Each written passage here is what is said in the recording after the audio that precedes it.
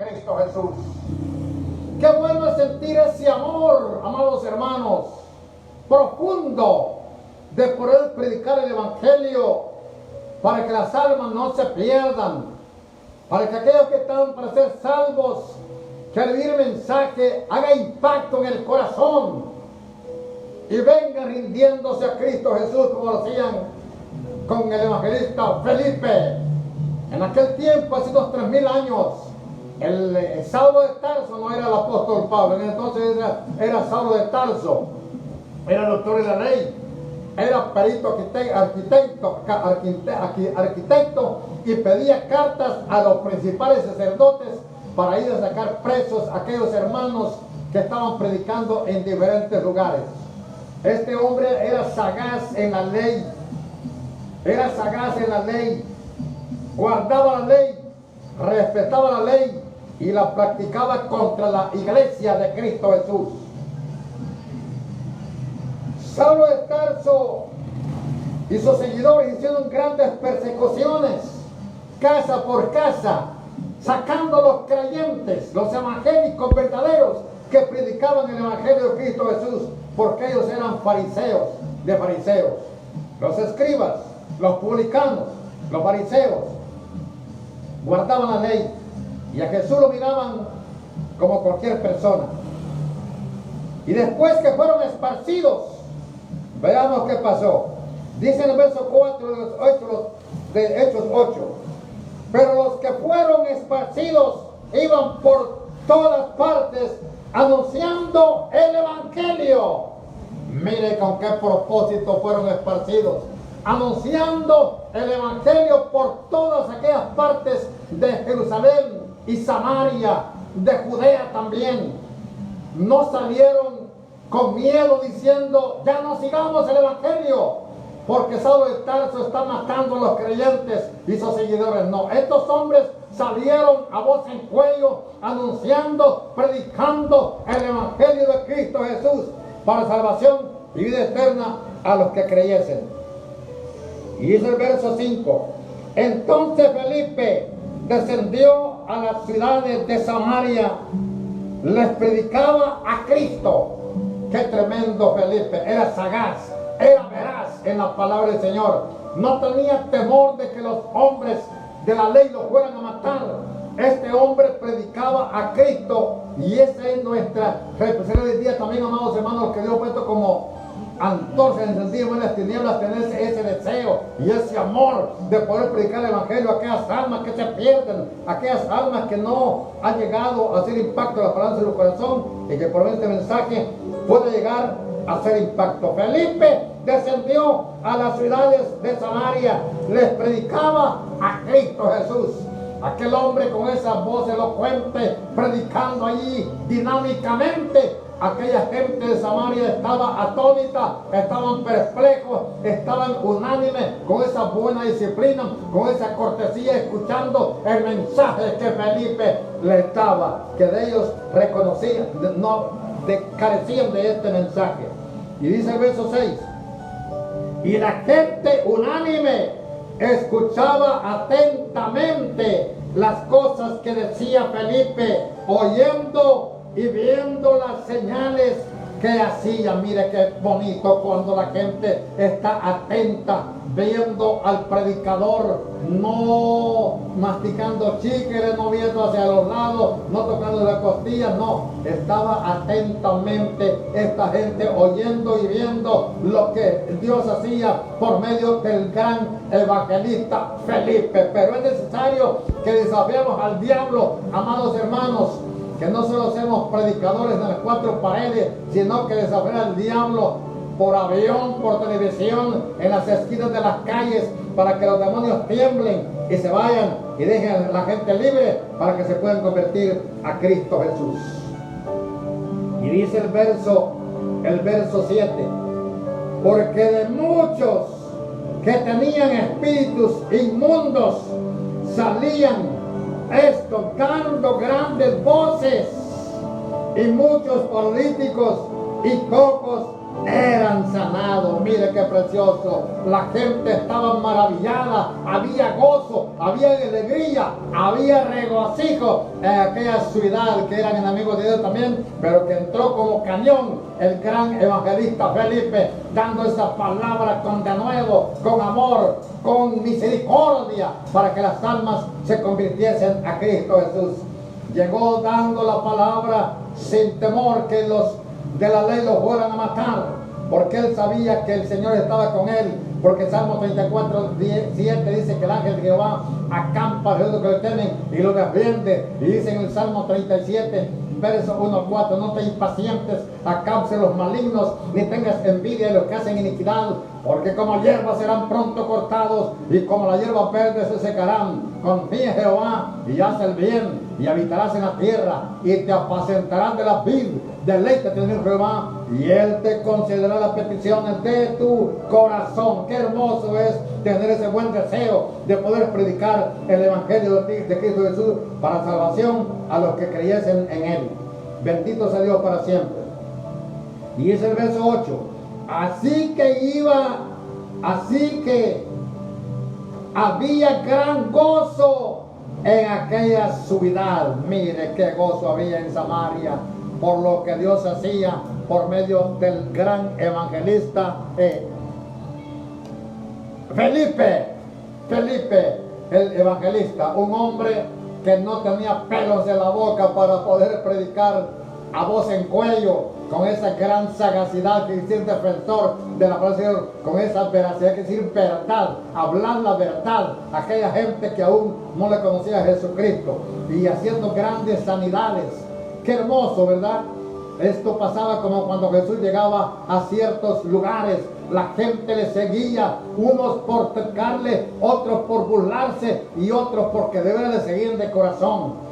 Dice en San Mateo capítulo 8, verso 14 a 17, y aquí llegó Jesús a la casa de Pedro y halló a la suegra de este postrada en cama con fiebre, y tocó su mano y la fiebre la dejó, y ella se levantó y le servía. Y por la noche trajeron a él muchos endemoniados, y con la palabra echó fuera los demonios y sanó todos los enfermos, para que se cumpliese lo dicho por el profeta Isaías cuando dijo: Él mismo tomó llevó nuestras dolencias. Esta mujer, había gratitud en su corazón, había gozo, porque Dios, por medio de Cristo Jesús, lo había sanado, y le siguió a Jesús sin titubear, sin mirar atrás, sin marear a derecha ni a izquierda. Iba viendo los grandes prodigios y milagros que Jesús hacía. Qué hermoso es tener ese buen deseo de seguir a Jesús en las buenas, en las malas, en invierno, en verano, en enfermedad y en salud, en pobreza, en abundancia,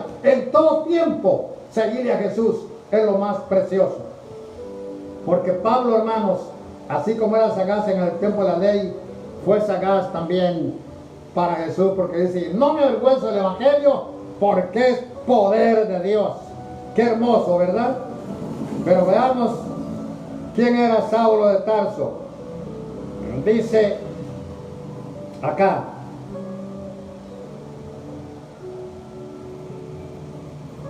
bendito sea Dios para siempre. Dice: y Saulo consentía en su mente.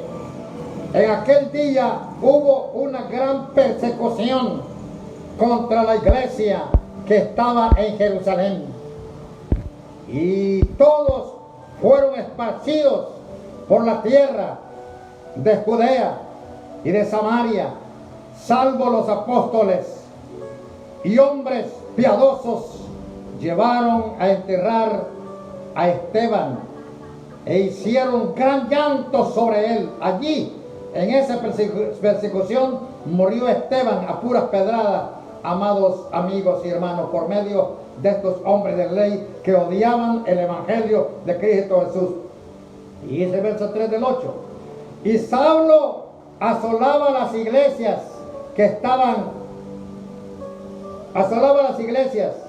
y entrando casa por casa arrastraba a hombres y mujeres y los entregaba en la cárcel.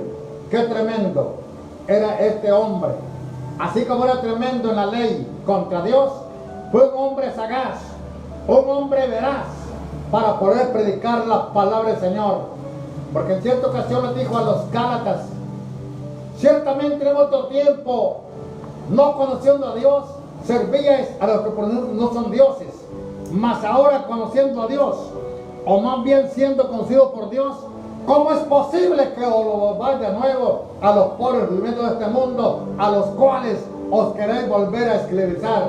Guardáis los días, los meses, los tiempos y los años. Me temo de vosotros que haya trabajado en vano dentro de vosotros. Mire qué tremendo era Pablo ya, un gran evangélico, un gran creyente, bendito sea Dios para siempre. Y estando preso en Roma, por predicar el evangelio, los romanos me dieron preso, pero a eso no importaba que su cuerpo estaba en la celda, en la Bartolina, en la Negra, en el Triángulo o en el Bonito, como dicen en Canadá, pero su mente y su corazón estaba libre para alabar a Dios.